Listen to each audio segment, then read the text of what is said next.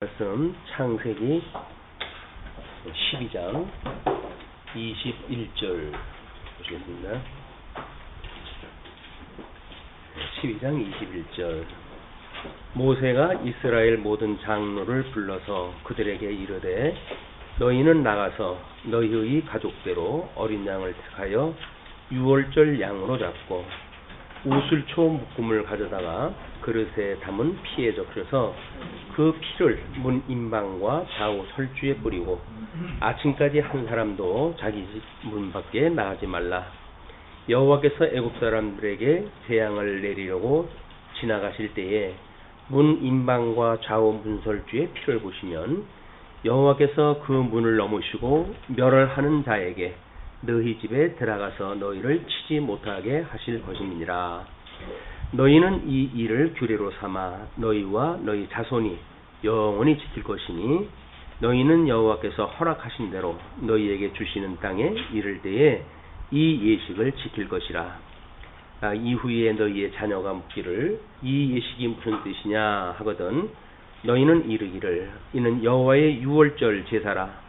여호와께서 애굽 사람에게 재앙을 내리실 때에 애굽에 있는 이스라엘 자손의 집을 넘으사 우리의 집을 구원하셨느니라 하라 하매 백성이 머리 숙여 경배하니라.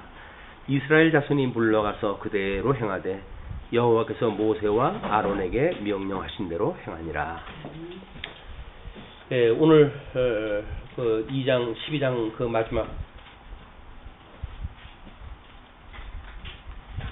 12장 마지막 부분까지가 최후 재앙과 해방이라고 하는 제목으로 잡혀져 있습니다. 이스라엘 손민의 해방을 하실 때 하나님께서 10가지의 재앙, 10가지라고 하는 만수다 그런 그 재앙을 하나님께서 주셨다는 이야기는 세상에 있는 모든 만사, 우수마발에 대한 이런 그 내재되어져 있는 신을 믿는 이런 걸 이제 애굽 역사에서 우리가 볼 수가 있습니다. 그래서 그들의 모든 풍년서부터 또는 물에 있는 것부터 또는 다산에 이르기까지 모든 것들을 섬기는 그런 그 이방신들을 하나님께 다 멸하시고 그 마지막 재앙으로 해서 주시는 것이 최후 재앙입니다. 최후 재앙과 해방이다. 그래서 최후 재앙은 손을 들을 수밖에 없는 재앙이기 때문에 최후 재앙이라고 그렇게 이야기를 했어요. 21절부터 28절까지 1006월절을 지키게 되었습니다. 그 21절의 내용이 그렇게 시작이 돼요. 모세가 이스라엘 모든 장로를 불러서 그들에게 이르되 너희는 나가서 너희의 가족대로 어린 양을 택하여 유월절 양으로 잡고 우슬조 묶음을 가져다가 그릇에 담은 피에 적셔서 그 피를 문 임방과 좌우 설주에 뿌리고 아침까지 한 사람도 자기 집 문 밖에 나가지 말라. 일단 그 지시하는 것이 어린 양으로 유월절 양으로 이렇게 잡으라고 합니다. 어린 양. 예수님이 어린 양이 되셨다고 이렇게 이야기를 하는데 그 어린 양 권세가 바로 짐승 권세를 이기시게 하는 하나님의 표적이에요. 그래서 애굽의 그 대제국인데 그 대제국을 아무 전투 능력이 없는 이스라엘 백성들을 하나님께 출애굽하였다 하실 때에 어린 양을 잡아가지고 유월절 양으로 이제 잡게 하시는 것이 표적적 기사입니다. 어린 양을 통해 가지고 짐승 권세를 이기는 것이 역설적인 어떤 그 물리적 설명이 아니라 하나님의 표적적 설명이에요. 표적적 설명. 어떻게 약한 것이 강한 걸 이길 수가 있겠어요? 그러니까 이 해 아래의 논리로는 설명되지 않는 이런 그 방법이 어린 양을 잡아가지고 좀 표적적으로 해가지고 그 애굽 권세를 이기게 하는 이런 걸로 지금 사용을 하시는 거죠. 그래서 이제 그 우슬초 묶음을 가져다가 이제 그릇에 담은 피에 적셔가지고 그 피를 문 임방과 좌우 설주에 뿌리고 그럽니다. 문 임방, 문 설주 여기 이제 세 부분에다가 다 이거 이제 피를 갖다 달리는 거거든요. 뭐 이것이 문이라고 하는 그거는 뭐 늘 우리가 사람을 뭐 이야기할 적에도 마음의 문이다 이렇게 이야기합니다. 마음의 문.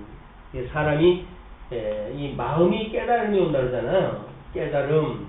이 깨달음이라고 하는 그거는 우리 마음의 작용이 기억, 감정, 생각 등이 깃들여 있는 것 이런 걸 우리가 마음이라고 정의를 하기 때문에 이 마음이 하나님의 상실한 마음으로 내어버려 두었던 건데 하나님께서 우리 마음을 회복하게 하시는 이렇게 했을 때 비로소 하나님의 이 교훈의 말씀을 들을 수가 있는 겁니다.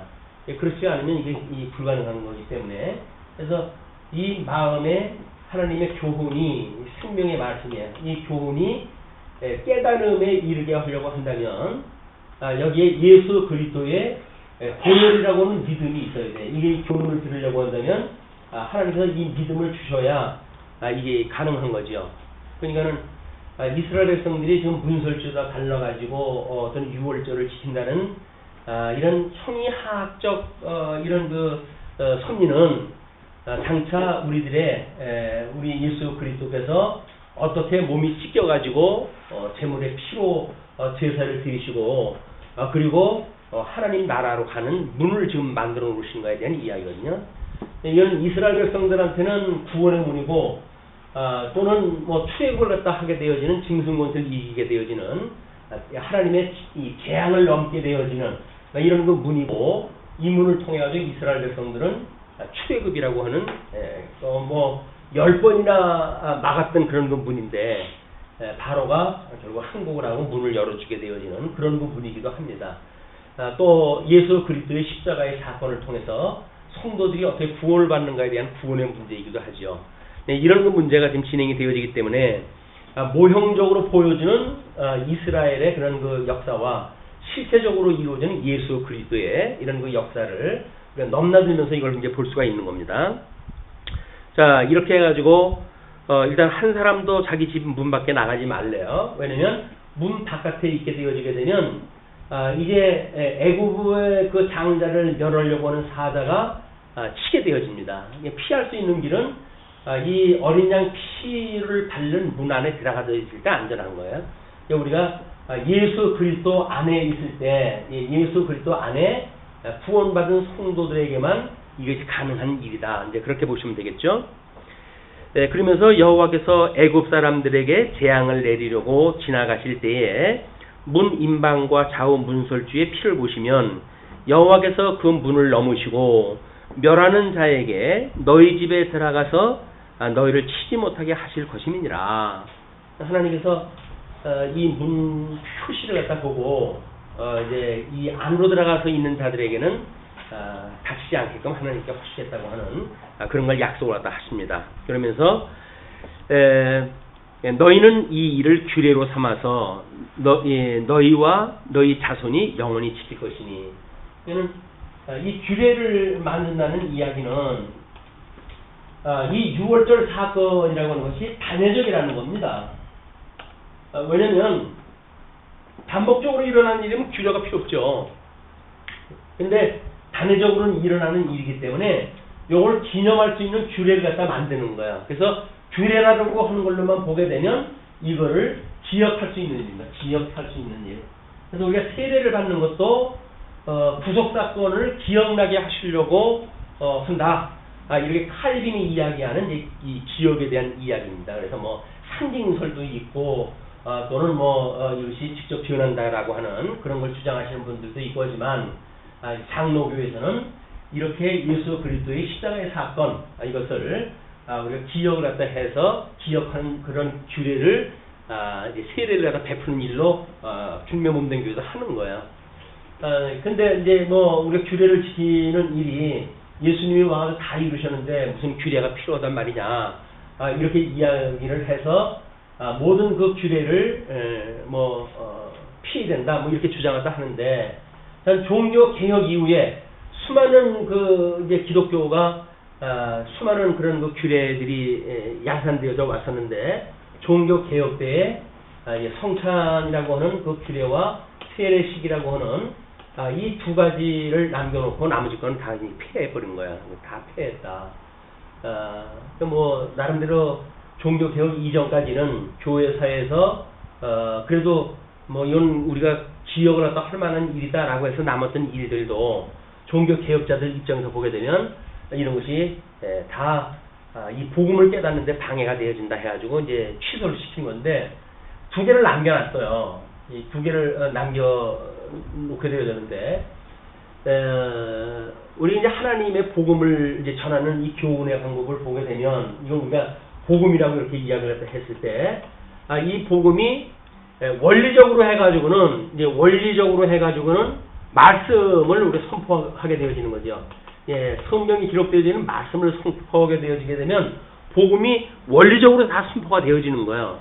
그러나 이걸 이제 방법적으로 해가지고는 이런 귤에 나머져 있는 이걸 우리가 성례라고 이렇게 이야기를 하거든요. 성례, 이제 묶어가지고 성례라고 이렇게 이야기를 하는데, 그래서 우리도 부활주일과 추수감사주일날 우리 성찬과 세례식을 갖다 하는 이유가 그냥 믿음의 선배들이 그렇게 해왔기 때문에 그러는 거야. 그러나 복음을 원리적으로 선포를 갖다 했을 적엔 말씀만 선포하면 돼요.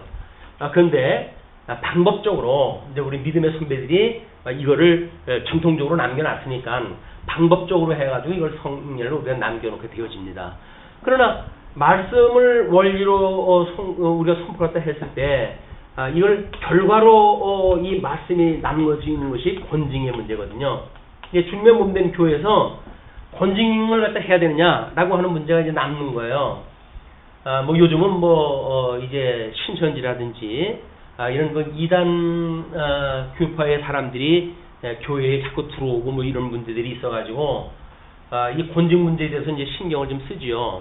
과거에는 성도님 이거 나갈까봐 겁이 나가지고 이런 건 아주 손도 안 대던 일이지만 필요치 않으신 분들이 교회 와가지고 분란을 일으키고 그러니까 행정적으로 권징을 통해 가지고 그분들을 추방을 시키는 그런 일들이 필요하게끔 되어지는 겁니다. 그러나 사실은 우리가 이제 헌법에 이 권징 조례라고 하는 것들이 쭉 나와져 있어요. 성경적으로 해가지고 어떨 때 권징을 하는가라고 하는 것이 우리 성도들한테 주어지는 거니까 교인이라고 했을 때 교인의 의무는 뭐고 권리는 뭐고 이거는 어떤 조직이든지 필히 따라 붙는 거죠. 권리만 있고 의무가 없는 건 없어요. 또 의무만 강조하고 권리를 안 주는 것도 없습니다. 모든 조직이라고 하는 두 개가 다 필요하기 때문에 그러면 교인이 무슨 의무가 있는가? 라고 하는 것이 우리 4대 의무가 뭐죠? 우리 보통 나라에서 가지고 있는 4대 의무가 국방, 교육, 그 다음에 납세, 그 다음에 선거 이렇게 가지고 4대 의무를 갖다 이야기를 하거든요. 이건 나라라고 하는 데에 체제가 운영되려고 한다면 의무와 권리라고 하는 이런 형식이 있어야 되기 때문에 교회도 이제 이 의무를 교육을 갖다 하는 거예요. 이 의무 교육을 갖다 했을 때 신입교육이라든지 이런 걸 통해 가지고 이걸 다 하는데 아주 유치한 것부터 시작이 되지요. 왜냐면 출석이라고 하는 거로부터 교육이 시작되는 거 아니겠어요? 우리가 이제 임직을 갖다 할 때 출석 몇 프로 이런 걸 이야기를 하는 것이 너무 유치한 그 기준이 아니냐 이렇게 생각할 수도 있겠으나 필수적인 겁니다. 이게 필수적인. 그래서 아마 학교에서도 우등상과 쌍벽을 이루는 것이 이제 출근상 아니 개근상. 왜냐하면 개근이라고 하는 것이 사람들이 뭘 어떻게 했느냐라고 하는 것을 일일이 점검하는 건 어려워도 꾸준히 교회에 나왔다고 하는 또는 학교에 출석을 했다고 하는 그것이 이미 의무의 성적에 반영이 되어지는 거거든요. 성실하다 그 이야기예요. 모든 이 교회 우리 학교라면 학교의 제도에 순응하기 위해서 교육을 나왔고 그러나 이제 또 다른 어떤 대체 교육이라든지 이런 것이 점점 많아지니까 나름대로 해서 필증만 받아오게 되면 교육을 다 필요한 걸로 한다든가 이제 그런 어떤 운영의 묘는 이게 변해져 가고 있지만 이 교육이라고 하는 걸 위해서는 출석이라고 하는 것부터 시작이 되어진다. 그래서 교회에 출석을 하려고 한다면 공예배라고 하는 것이 뭔지를 알아야 이제 출석이 또 점검이 될 거 아니겠어요. 공예배 뭐 주일날 오전만 나오면 게 공예배의 참석이 아니란 말이에요. 교회에서 하는 뭐 그런 그 공예배라고 하는 것이 공적으로 해가지고 교회에서 하는 그 예배가 있으니까 뭐 다른 교회는 뭐 새벽 기도회 또는 뭐 철야 기도회 뭐 별 기도회가 다 있잖아요. 이제 그 출석을 시키는 것이. 그래서 우리는 이 원리적으로 말씀 선포하는 것이 원리적인 거다라고 하는 걸 가지고 있기 때문에 할 수만 있으면 이런 것들을 좀 절제하고 뭐 그래서 자율적인 막 이런 것들에 의해 가지고 이런 행정을 피게 되어지니까 이것이 마치 아무것도 아닌 것처럼 우리가 착하게 되어 있단 말이에요. 그러나 우리 하나님의 말씀을 듣고 교회 생활을 하고 하는 그런 것들은 이 의무와 권리라고 하는 두 개를 우리가 어떻게 조율하다 하는가에 따라 이게 되어지고 권리라고 한다면 우리 임직에 뭐 이제 얼마 남겨줬지만 임직에 대한 걸 누구든지 받을 수 있는 권리가 주어져야 될 거 아니겠어요. 뭐 누구는 권리가 주어지고 누구는 안 되느냐 이럴 수 없으니까 그걸 나름대로 이제 구성원의 어떤 그런 조건을 따져가지고 이제 이 권리를 참여할 수 있는 어떤 수준들을 정하는 것 이건 뭐 자체 내 지교의 어떤 수준에 의해 정해지겠죠. 이런 것들이 늘 있게 마련인 거예요. 왜냐면 원리라고 하는 거는 이게 신령한 것이기 때문에 우리 육체로 드러나는 거는 이거밖에 없어요. 육체로 드러나는 게 믿음이 좋은지 안 좋은지를 무슨 수로 알겠어요. 믿음이 좋다고 그러면서 뭐 엉뚱한 일을 하는 사람들이 하도 많으니까 뭐 이단으로 하는 분들이 보통 그 믿음 좋은 사람들은 아닙니다.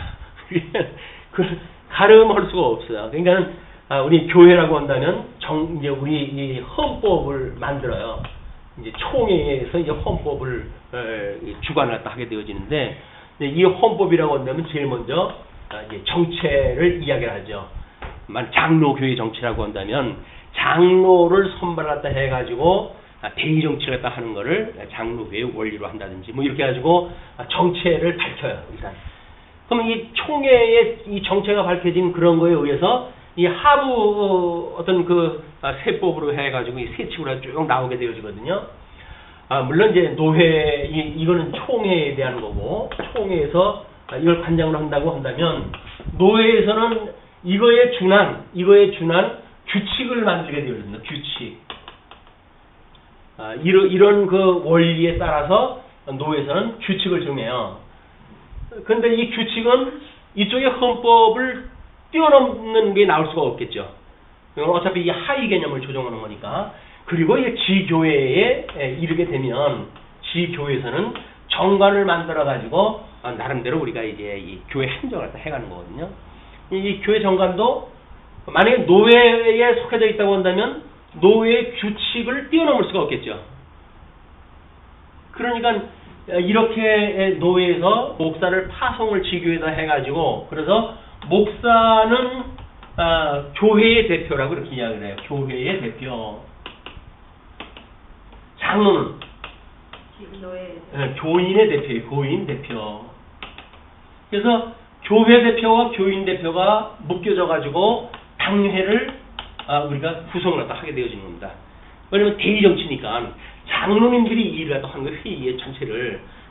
장로님이 아닌 사람들은 당회에 있을 수가 없고 당회에 있을 수 없으니까 교회 정치에 직접적으로 이야기할 수가 없어요.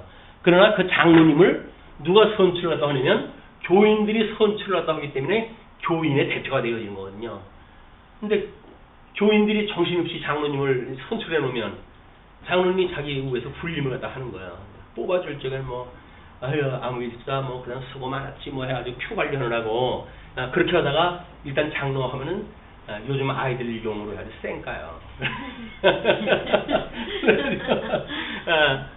그래서 이러한 그 문제가, 이제 우리들의 어떤 이런 권징이라고 하는 문제에 장로들이 치리를 갖다 하게 되어지니까, 치리를 갖다 했을 때, 성도 치리를 갖다 이분들이 한단 말이에요.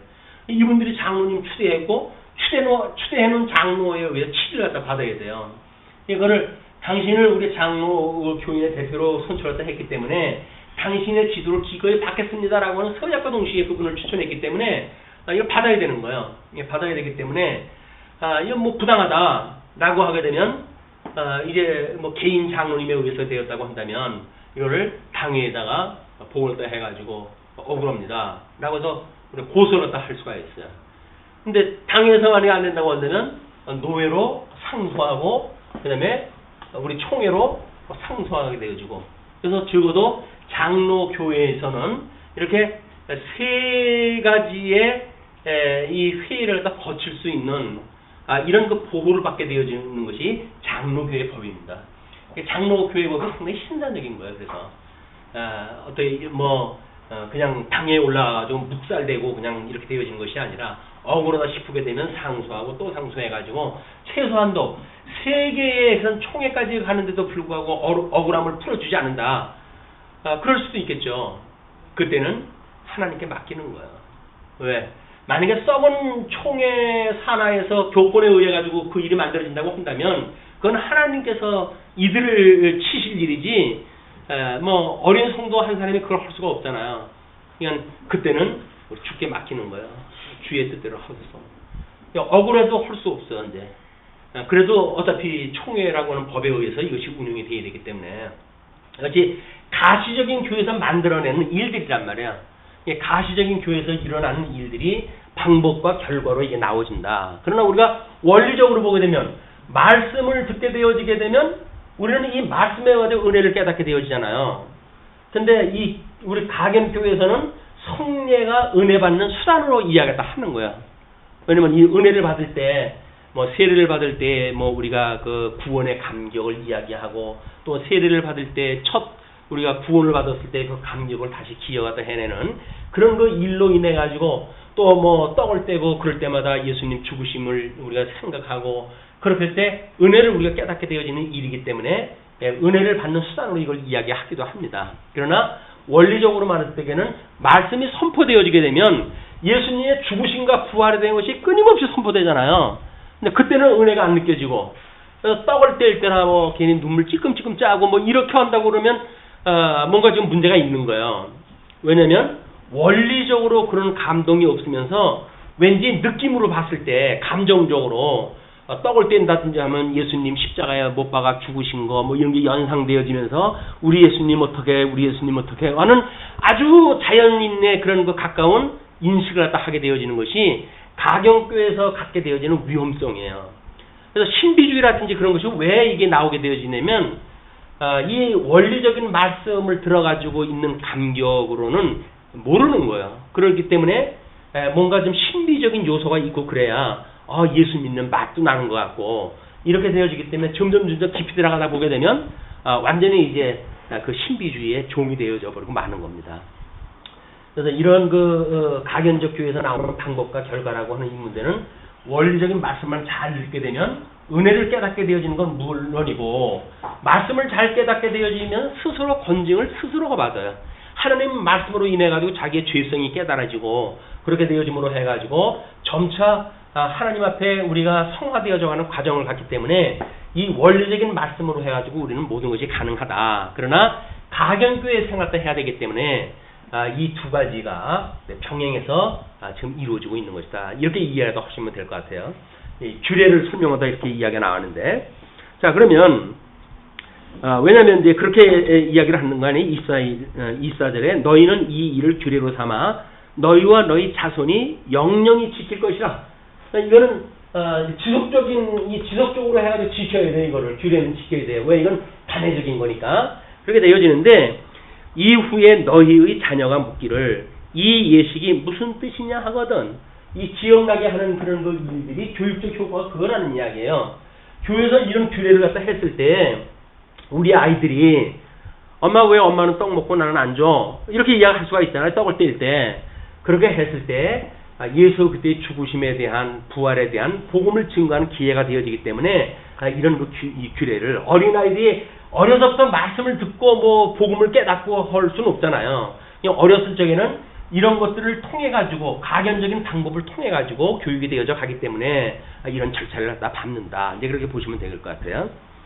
그리고 너희는 이르기를 이는 여호와의 유월절 제사라. 여호와께서 애굽 사람에게 재앙을 내리실 때에 애굽에 있는 이스라엘 자손의 집을 넘으사 그래서 집을 넘는다. 유월절이라고 유월이라고 그러는 겁니다. 우리의 집을 구원하셨느니라 하라 하며 백성이 머리 숙여 경배하니라. 이스라엘 자손이 물러가서 그대로 행하되 여호와께서 모세와 아론에게 명령하신 대로 행하니라. 그래서 하나님이 명령하신 대로 해가지고 이제 성례식이 끝난 겁니다. 일단 그 6월절이 끝났어요. 그러면서 29절, 30절 처음 난 것들의 죽음을 통한 이제 열대 재앙이 그렇게 소개가 되어진 거죠. 밤중에 여호와께서 애굽 땅에서 모든 처음 난 것, 곧 왕위에 앉은 바로의 장자로부터 옥에 갇힌 사람의 장자까지와 가축의 처음 난 것을 다 치심에, 고위 열을 막론하고 또 인축을 이제 막론하고 하나님께 처음 난 것을 다 치심에, 그 밤에 바로와 그 모든 신하와 모든 애굽 사람이 일어나고 애굽에 큰 부르짖음이 있었으니 이는 그 나라에 죽임을 당하지 아니한 집이 하나도 없었습니다라. 뭐 이때는 자연 출산하는 시대니까 뭐 가정마다 아기가 몇십 될 거 아닙니까? 근데 그 마지가 다 죽은 거예요.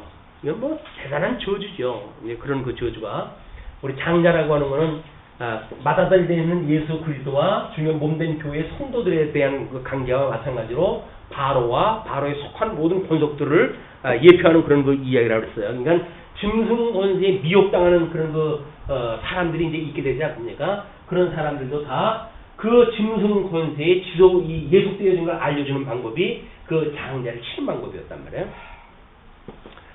자, 그러면서 그 밤에 바로와 그 모든 신하와 모든 애굽 사람이 일어나고 애굽에 큰 부르짖음이 있었으니 이는 그 나라의 죽음을 당하지 아니한 집이 하나도 없었습니다라. 31절로부터 36절 바로의 항복과 선민의 은혜에 대한 것을 이렇게 설명을 합니다. 밤에 바로가 모세와 아론을 불러서 이르되 너희와 이스라엘 자손은 일어나 내 백성 가운데에서 떠나 너희의 말대로 가서 여호와를 섬기며 너희가 말한 대로 너희 양과 너희 소도 몰아가고 나를 위하여 축복하라 하며 축복을 부탁을 합니다. 그 9번째 이 재앙까지는, 지금까지 그 재앙을 통해 가지고는 그렇게 구박을 하고 모세를 그 법박을 갖다 주고 했었는데, 이 마지막 재앙에는 두 손을 다 들어요. 두 손을 다 들고는 이제 네 원대로 해가지고 다 갖추기 뭐고 다 데리고 나가. 그 대신 나를 위해서 축복을 얻어 해달라고 이렇게 이야기해요. 이것이 저주받은 자, 또 핍박하는 자에 대한 축복을 얻어 해주는 은혜의 섭리예요. 이제 그렇게 하는데, 그렇게 애굽 사람들은 말하기를 우리가 다 죽은 자가 되도다 하고 그 백성을 재촉하여 그 땅에서 속히 내보내려 하므로, 백성들이 못 견디는 거예요. 이제 바로 당신 그 고집 때문에 우리 이거 온 민족이 다 결단하겠다, 빨리 좀 내쫓아달라, 이제 이렇게 요청이 되어지는 거죠. 그 백성이 발교되지 못한 반죽 담은 그릇을 옷에 싸서 어깨에 매니라. 무교절 지키기 위한 그런 그 일입니다. 그래서 이스라엘 자손이 모세의 말대로 하여 애굽 사람에게 은금 패물과 의복을 구하며, 우리들이 이런 흥정을 할 때는 끝까지 가야 되는 거야. 그래서 아쉬운 사람이 아쉬울 때까지 가야 제발 좀 나가달라, 쫓아내듯이 쫓아내면서 그냥은 안 되겠는데 라고 폐물까지 줘가지고 쫓아낸다니까요. 이게 하나님이 하게 하시는 협상 방법이에요. 하나님이 하시는 일이라고 한다면 굳이 손해를 보고 이렇게 해야 되지 않을까, 그럴 염려할 거 없어요. 하나님의 뜻이라고 한다면 아무리 우리가 손해보는 일 같지만 하나님께서 손해보지 않도록 이 섭리라도 해가신다. 이게 하나님의 뜻인지 아닌지를 어떻게 알죠? 분명해요. 그냥 이렇게 보면 틀림이 없어요. 주면서 내보내는 건 하나님 뜻이죠. 그러나 억지로 우리가 그 알량한 힘을 가지고 또는 술을 써가지고 나간다든지 이런 이야기를 하게 되면 그거는 내 뜻에 의해서 나가는 거야. 하나님의 뜻에 의해서 나가는 건 아주 이게 농익어가지고 그냥 가지 않으면 안 될 환경을 주셔서 나가게 하신다. 그 백성이 발견되지 못한 그 반죽 담은 그릇을 옷에 싸서 어깨에 매니라. 이스라엘 자손이 모세의 말대로 하여 애굽 사람에게 은금 패물과 의복을 구하매 여호와께서 애굽 사람들에게 이스라엘 백성에게 은혜를 입히게 하사. 여기 이제 신령한 눈에 보이지 않는 그런 그 설명이 붙죠. 그것이 뭐냐면 여호와께서 애굽 사람에게 이스라엘 백성에게 은혜를 입히게 하사. 이건 여호와께서 신령한 쪽, 보이지 않는 쪽을 하시는 역사야. 눈에 보이는 역사는 우리 그 애굽 백성들이 이스라엘 백성들한테 은근 폐물을 줘가지고 나가게 하라고는 현상적인 상황이고, 그 현상이 있지 않은 그 신령한 그런 그 역사는 하나님께서 은혜를 입히게 하셨다. 그래서 우리가 일상적인 삶을 살 때 끊임없이 신령한 이런 그 의미를 깨닫는 것입니다. 이 신령한 하나님의 기뻐하신 뜻이 뭔가를 분별하는 일이, 현상적인 것만 보고 하는 일은 뭐 누구든지 다 할 수 있는 거 아니에요? 근데 이건 누구든지 속일 수가 있는 거예요. 어떤 사람도 속일 수가 있어요. 뭐 가식적인 걸로 이렇게 형식적으로 하는데, 뭐 다른 사람 앞에 뭐 잘 보이는 거 뭐 얼마든지 잘 보일 수 있잖아요. 점수 딸 수 있죠. 그러나 하나님 앞에서 그것이 옳으냐 그르냐라고 하는 그 이야기는 하나님밖에 몰라요. 우리가 늘 이제 마태복음 이제 뭐 우리 이제 5장 들어갔지만, 거기에 우리 이 성도들이 살아가는 그런 그 방법은 하나님 앞에서 살아가는 듯이 해라, 그 이야기예요. 하나님 앞에서 살아가는 것과 같이 해라. 이 하나님의 뜻을 가지고 살아가는 것처럼 해라. 그 사람들 보는데 뭐 시장역에서 뭐 손들고 괜히 쇼하지 말고, 그 이야기예요. 구제한다고 해가지고 시장거리에 종치고 내가 구제합니다 해가지고 사방팔방 소문내고 할 것도 없고, 뭐 금식 매출했다고 해가지고 마치 디범벅 머리를 갖다 해가지고 그렇게 쇼하지 마라. 신앙생활은 쇼가 아니야. 하나님 앞에서는 네 중심을 바치는 일인데, 그런 거를 우리 주님께서 이제 가르쳐 주시는 거지. 마태복음에 나오게 되어집니다. 자, 그렇게 했을 때 그 은혜를 입히게 하사 그들이 구하는 대로 주게 하심으로, 어느 대로요? 구하는 대로입니다. 구하는 대로. 참 아마 이때는 신날 거예요. 하나님의 뜻이 이루어진 게 눈앞에 보이는 듯 하고, 그래가지고 그냥 영치 없지만 뭐 이 정도는 줘야 되겠다라고 그러는데, 하나님께서 그만큼 그냥 받게 하시고, 그러면 얼마나 하나님의 뜻이라고 생각했던 것이 현실 세계에서 이루어지는 것만큼 우리들한테 신나는 게 없잖아요. 하나님이 뜻이라고 기껏 말씀을 듣고 우리가 뭐 묵상을 하고 뭐 준비하고 기도도 하고 그러는데, 이게 생기는 일을 보게 되면 완전히 아니야. 뭐 이게 도대체 이게 하나님 이게 도대체 뭡니까? 이제 우리 이렇게 되어진단 말이야. 근데 우리가 이렇게 되어지는 것이 하나님의 정하신 뜻이거든요. 그러니까 뜻을 가지고 우리가 하나님이 이런 걸 주신 거로군요라고 해석이 돼야 되는데, 하나님 저는 이만큼 계획을 갖다 세우는데 요거밖에 안 줘요? 라고 이야기를 하니까 맨날 불만 불평을 가지고 살아갈 수밖에 없어요. 불만 불평하고 맨 부족해가지고 뭐 꿀꿀꿀꿀 뭐 해가지고 살아가게 되어집니다. 다고. 근데 아무리 다고 해도 안 줘요, 하나님도. 다고 한다고 주면은야 뭐 입에다 녹음기 달고 다니지. 다고 안 주셔요. 이거는 안 주시는 거니까, 어차피 하나님 정하신 것밖에 안 되는 거니까, 주신 거를 가지고 하나님의 뜻을 해석을 해서 여기서 하나님의 이 뜻에 따른 우리들의 신앙생활이 반응이 나타나는 것이 정상적인 신앙생활이라면, 신앙생활 어떻게 현상을 읽어내는가에 대한 문제란 말이에요. 자, 31절부터 51절까지 선민들의 출애굽이 소개가 되어집니다. 이스라엘 자손이 람셋을 떠나서 숫곳에 이르니, 람셋 어느 것이 기억이 납니까? 람셋 하니까 야곱의 자손 70여 명이 내려와가지고 자기네들은 양치는 자라 이렇게 해가지고 자기네들이 거했던 그 땅이에요. 그 땅에서 람셋을 떠나가지고 이제 숫곳에 이르니 유아 외에 보행하는 장정이 60만 가량이요. 60만. 400년 동안 이 사람들이 지금 애굽의 종노릇 했거든요. 근데 가나안에서 내려갈 때 70년이 내려갔어요. 근데 어떻게 이게 400년 동안 이 유아와 우리 그 뭐라 그래, 누구를 빼가지고 유아 외에 보행하는 장군이 60만 가량이라고 해요. 이게 무슨 조합입니까? 애굽이라고 하는 거대한 제국, 외부에서 침략해 올 수 없는 그런 제국을 만들어 놓으시고 하나님께서 그 안에다가 400년 동안 이끌으시면서 생육하라라고 했던 그 언약을 이루시는 표적적 사건이에요, 이게.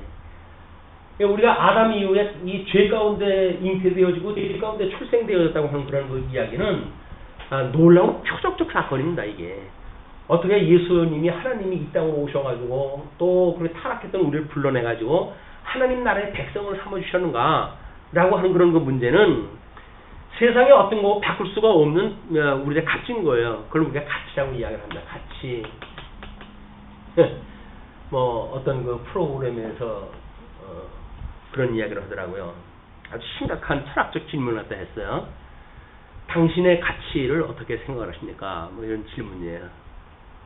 그랬더니 뭐 별의별 얘기가 다 나오더라고요. 근데 이 가치가 뭐 자기를 평가하는 그 값이 아니에요, 값.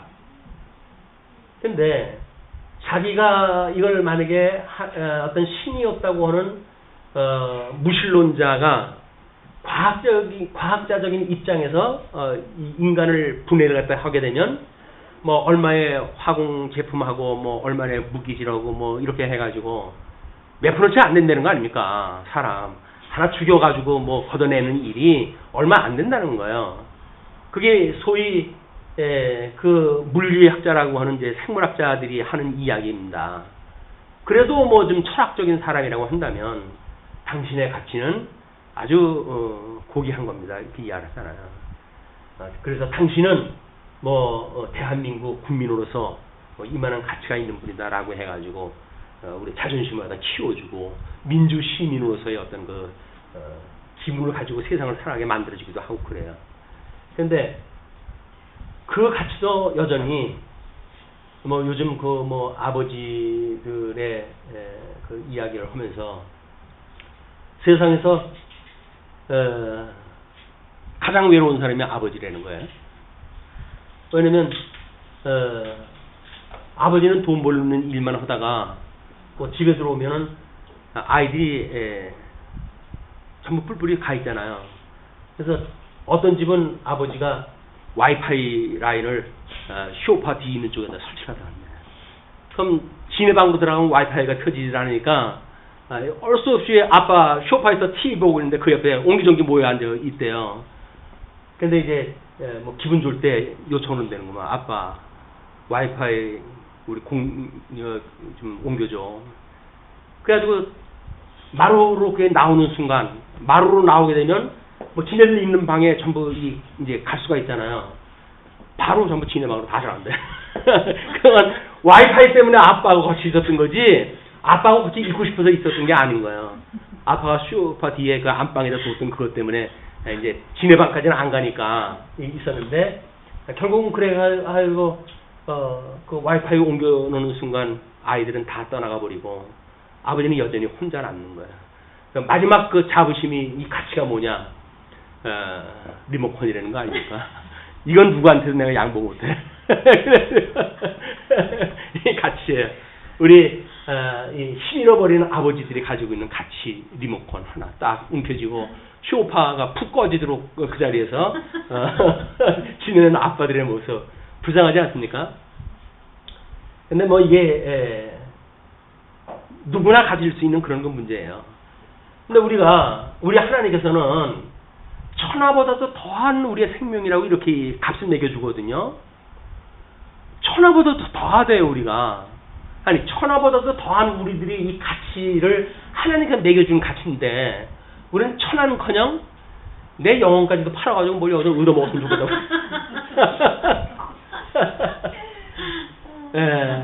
참, 가치가 완전히 거렁뱅이가 돼가지고, 뭐나 하나 생기게 되면 영혼까지 팔아가지고 내가 그걸 얻겠다고 하는 것이 어떻게 해요? 먹어야 사니까. 그러니까 할 수 없이 뭐 우리가 이게 생존형 범죄라는 게 있잖아요. 감옥에 들어가서 먹고 살기 위해서 여기서 사고를 치는 거예요. 그러면 끌어다가는 죄 졌으니까 감옥에 들어가. 그러면 아유 감사합니다. 그래가지고 대한민국에서 무료 급식하는 급식을 갖다가 이제 먹으면서 또 모든 대한민국 그 시설에서 제공하는 문화 시설을 이용하고 그러면서 거기 사는 거야. 노숙자보다 낫잖아요. 근데 노숙자는 자유나 있는데 여기 자유가 없어요. 이것도 싫게 되면 그 다음에 이제 노숙자로 가는 수밖에 없어요. 누가 12시에 일어난다고 누가 뭐라고 그러나 밥을 굶는다고 뭐라고 그러나 지 하고 싶은 대로 하니까 그래야지 결국은 노숙자로 가게 되어지는데 노숙자를 데려다가 이 어떤 시설로 모셔다 드리잖아요. 그 다음날은 다 도망간대요. 왜? 시설에 모시게 되면 이렇게 필요하잖아요. 이게 그냥 이게 귀찮은 거예요. 이게 내가 왜 그러고 살아야 되냐. 근데 말씀을 깨달아가지고 우리가 복음을 깨달았다 어쩐다 이렇게 해가지고 교회 생활에 들어오잖아요. 근데 교회 생활에 오게 되면 교회 생활은 이렇게 하는 겁니다. 신입교육서부터 이거 시켜보십시오. 에이씨 다 도망가 버리는 거야 이제. 그거 어떻게 하겠다고요? 그럼 나가고 싶으면 나가고 말고 싶으면 말면 되지. 내가 예수님 믿고 구원받았는데 굳이 너희들 말을 왜 들어야 되냐. 이렇게 해버리게 되면 그 다음에 이제 막가다는 거죠. 이게 막가다는 이야기는 뭐냐면 원리적인 말씀이 작동이 안 된다고 하는 그런 열매가 지금 맺게 되어지는 거예요. 이게 열매란 말이에요. 근데 자기는 자기 의리대로 그걸 한다고 생각이 드니까 교회를 우습게 여기고 교회에 나가는 거 무슨 그게 대수냐 이렇게 생각도 들고 봉사하는 거 무슨 힘이 되면 하고 안 되면 마는 거지 이렇게 생각이 돈다니까요.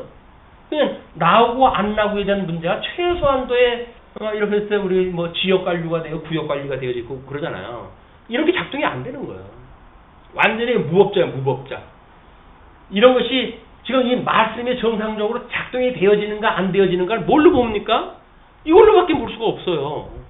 그래서 끊임없이 교육도 하고 신방도 하고 나름대로 이 체제를 지키려고 교회가 애를 쓰다 보니 할 수 있으면 내버려 두게 되면 세상 나가서 딴짓하니까 그냥 그래가지고 새벽마다 끌어가지고 이렇게 하면 복을 줍니다. 이렇게 하면 회개를 했다 하면 은혜를 받습니다. 해가지고 새벽마다 그냥 개구리 울음소리 와글와글와글 하고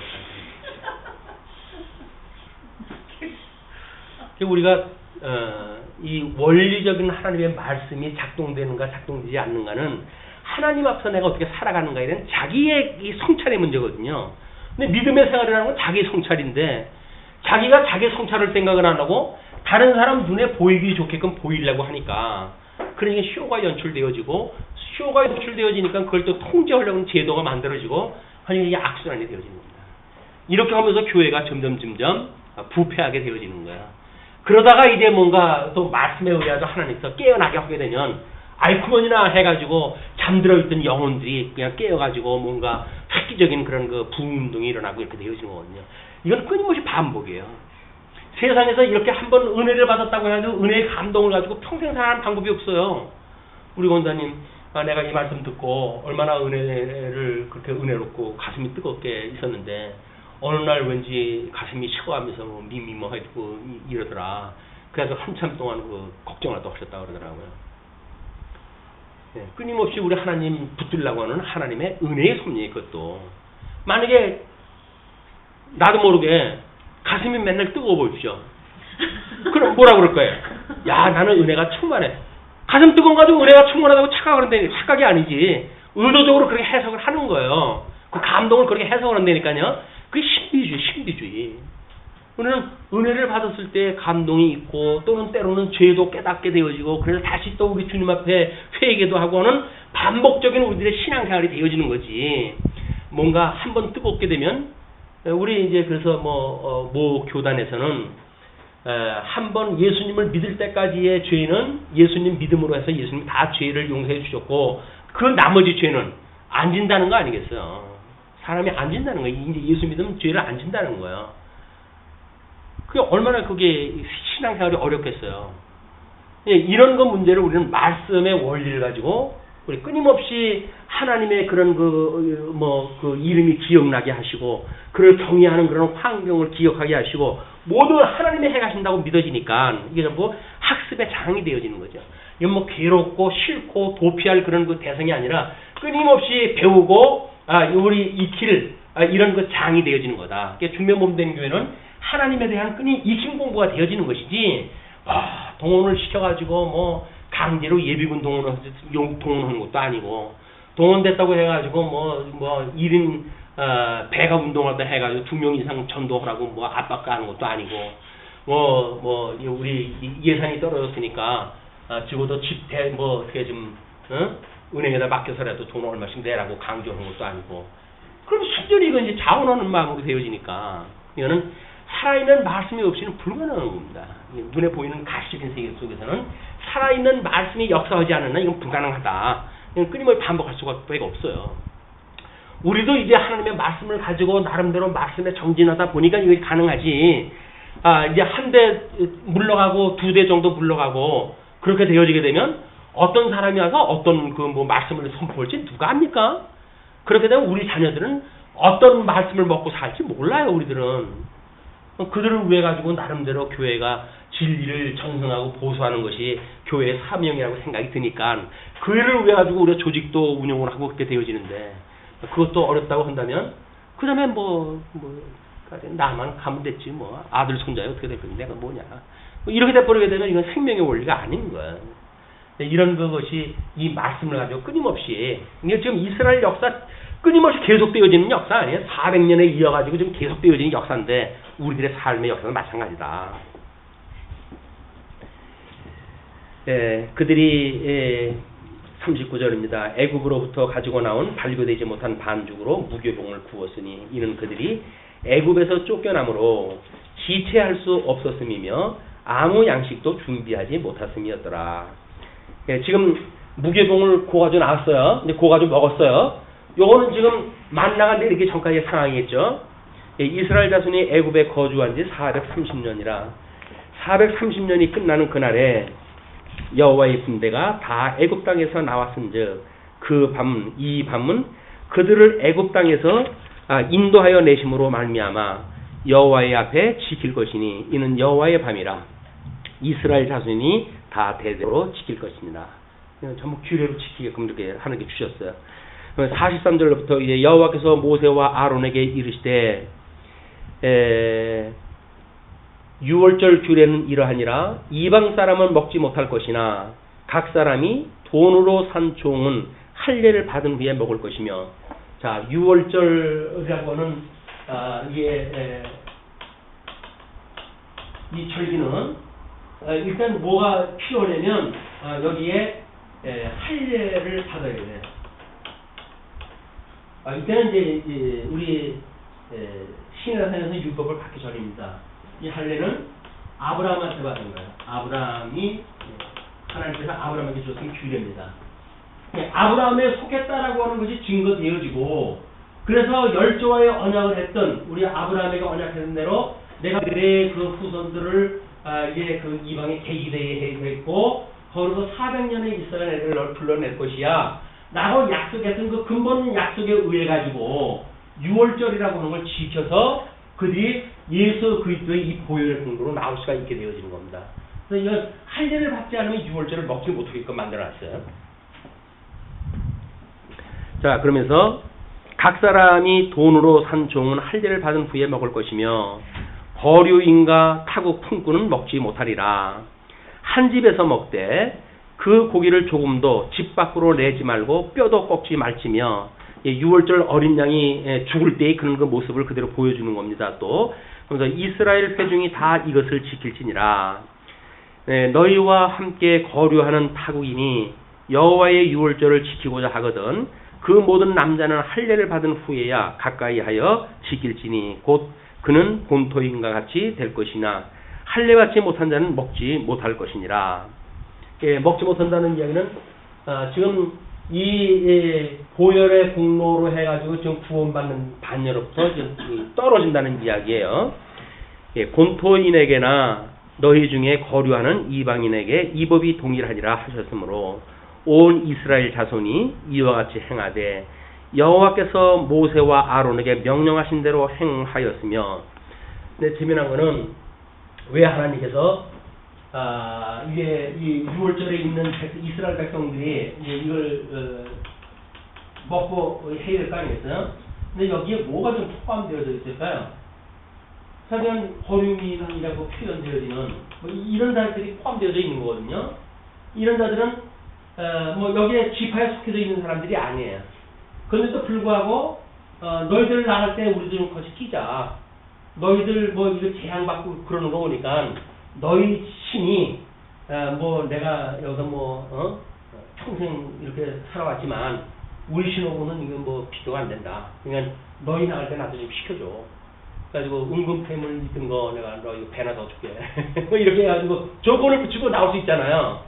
왜 하나님께서 이런 자들을 이렇게 동료로 여기셔가지고 출애굽을 시키셨을까? 물론 뭐 이방인 구원이라고 하는 것을 보여주는 넓은 의미의 그런 것이 있죠. 그러나 이 비유에 의해 가지고 이들이 출애굽을 할까 했을 때 불만 세력 나오는 것이 어디서 제일 먼저 나올까요? 여기서 불만 세력이 나오는 거예요. 불만 세력이. 그래서 우리가 중요한 몸된 교회도 마찬가지로 뭐 우리가 함께 이렇게 신앙사도 해가자 뭐 이렇게 해가지고 처음에 시작하신 분들이 있고 하다 보게 되면 점점 이제 이렇게 뭐 성도들이 늘어나고 그러잖아요. 세대에 따라서 교회 생활 홍보에 따라서 연조에 따라서 사람들이 다르게 되어져요. 그러면 애정을 어떤 사람이 제일 많이 가지게 될까요? 그 교회 애정은 제일 오래 발붙이고 있는 사람들이 애정을 가지고 있겠죠. 그럼 어쩔 수 없는 인재 상승인 거예요. 내가 몸담고 있는 교회고 그런데 내가 오랜 신앙생활 했는데 그냥 잘 됐으면 좋겠다는 생각이 들 거 아니겠어요.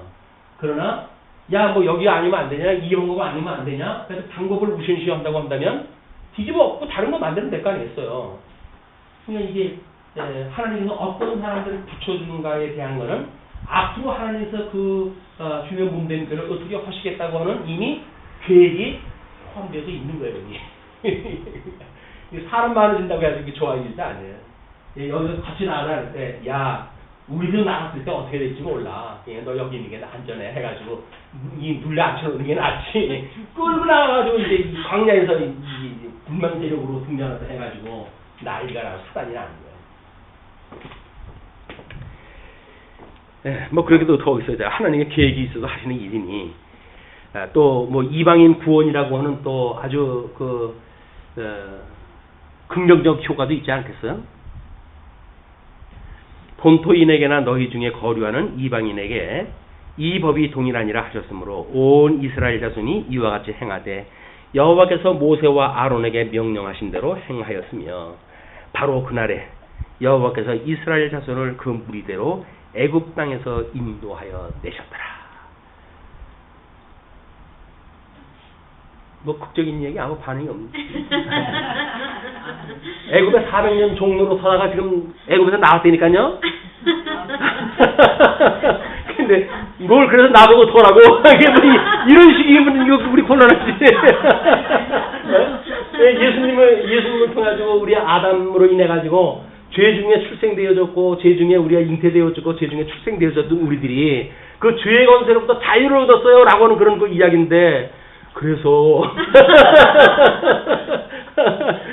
이 은혜가 우리 신령한 그 은혜를 깨닫는 기회가 되어져서 흩어져 있는 한 주 동안도 그 끝없는 그런 은혜 가운데 한 주간 지내시기 빌면서 말씀 주시겠습니다. 기도하시죠.